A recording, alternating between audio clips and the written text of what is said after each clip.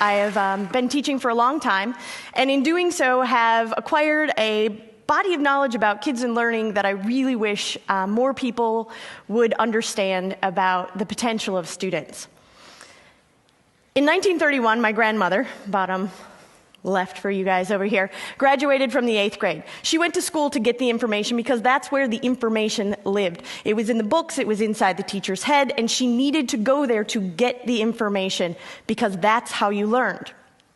Fast forward a generation, this is the one-room schoolhouse, Oak Grove, where my father went to a one-room schoolhouse, and he again had to travel to the school to get the information from the teacher, stored in the only portable memory he has, which is inside his own head, and take it with him, because that is how information was being transported from teacher to student and then used in the world. When I was a kid, we had a set of encyclopedias at my house. It was purchased the year I was born, and it was extraordinary because I did not have to wait to go to the library to get to the information. The information was inside my house, and it was awesome. This was different than either generation had experienced before, and it changed the way I interacted with information, even at just a small level, but the information was closer to me. I could get access to it. In the time that passes between when I was a kid in high school and when I started teaching, we really see the advent of the internet. Right about the time that the internet gets going as an educational tool, I take off from Wisconsin and move to Kansas, small town Kansas, where I had an opportunity to teach in a lovely small town, rural Kansas school district where I was teaching my favorite subject, American government. My first year, super gung-ho, going to teach American government, loved the political system. Kids in the 12th grade, not exactly all that enthusiastic about the American government system. Year 2, learned a few things, had to change my tactic, and I put in front of them an authentic experience that allowed them to learn for themselves. I didn't tell them what to do or how to do it. I posed a problem in front of them, which was to put on an election form for their own community. They produced flyers, they called offices, they checked schedules, they were meeting with secretaries, they produced an election form booklet for the entire town to learn more about their candidates. They invited everyone into the school for an evening of conversation about government and politics and, whether or not the streets were done well, and really have this robust experiential learning.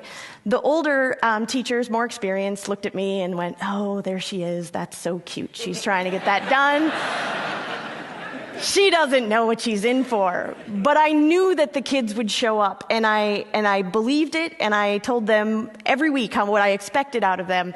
And that night, all 90 kids, dressed appropriately, doing their job, owning it. I had to just sit and watch. It was theirs. It was experiential. It was authentic. It meant something to them, and they will step up. From Kansas, I moved on to lovely Arizona, where I taught in Flagstaff for a number of years, this time with middle school students. Luckily, I didn't have to teach them American government, could teach the more exciting topic of geography. And again, thrilled to learn.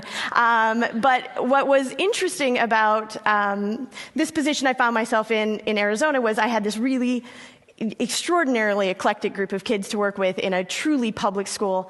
And we got to have these moments where we would get these opportunities. And one opportunity was we got to go and meet Paul Rusesabagina, which is the gentleman that the movie Hotel Rwanda is based after. And he was going to speak at the high school next door to us. We could walk there. We didn't even have to pay for the buses. There was no expense cost. Perfect field trip. The problem then becomes, how do you take 7th and 8th graders to a talk about genocide and deal with the subject in a way that is responsible and respectful and they know what to do with it? And so we chose to look at Paul Rusesabagina as an example of a gentleman who singularly used his life to do something positive. I then challenged the kids to identify someone in their own life or in their own story or in their own world that they could identify that had done a similar thing. I asked them to produce a little movie about it. It's the first time we'd done this. Nobody really knew how to make these little movies on the computer, but they were into it. And I asked them to put their own voice over it. It was the most awesome moment of revelation that when you ask kids to use their own voice and ask them to speak for themselves, what they're willing to share. The last question of the assignment is, how do you plan to use your life to positively impact other people? The things that kids will say when you ask them and take the time to listen is extraordinary. Fast forward to Pennsylvania, where I find myself today. I teach at the Science Leadership Academy, which is a partnership school between the Franklin Institute and the School District of Philadelphia. We are a 9 through 12 public school, but we do school quite differently. I moved there primarily to be part of a learning environment that validated the way that I knew that kids learned, and that really wanted to investigate what was possible when you were willing to kind of let go of some of the paradigms of the past, of information scarcity when my grandmother was in school and when my father was in school, and even when I was in school, into a moment where we have information surplus. And so what do you do when the information is all around you? Why do you have kids come to school if they no longer have to come there to get the information? In Pennsylvania, we have, in Philadelphia, we have a one-to-one laptop program, so the kids are bringing in laptops with them every day, taking them home, getting access to information. And here's the thing that you need to get comfortable with when you've given the tool to acquire information to students, is that you have to be comfortable with this idea of allowing kids to fail as part of the learning process. We deal right now in the educational landscape with just an infatuation with the culture of one right answer that can be properly bubbled on the average multiple choice test, and I am here to share with you, it is not learning. That is the absolute wrong thing to ask. To tell kids to never be wrong, to ask them to always have the right answer, doesn't allow them to learn. So we did this project, and this is one of the artifacts of the project. I almost never show them off because of the issue of the idea of failure. My students produced these infographics as a result of a unit that we decided to do at the end of the year responding to the oil spill. I asked them to take the examples that we were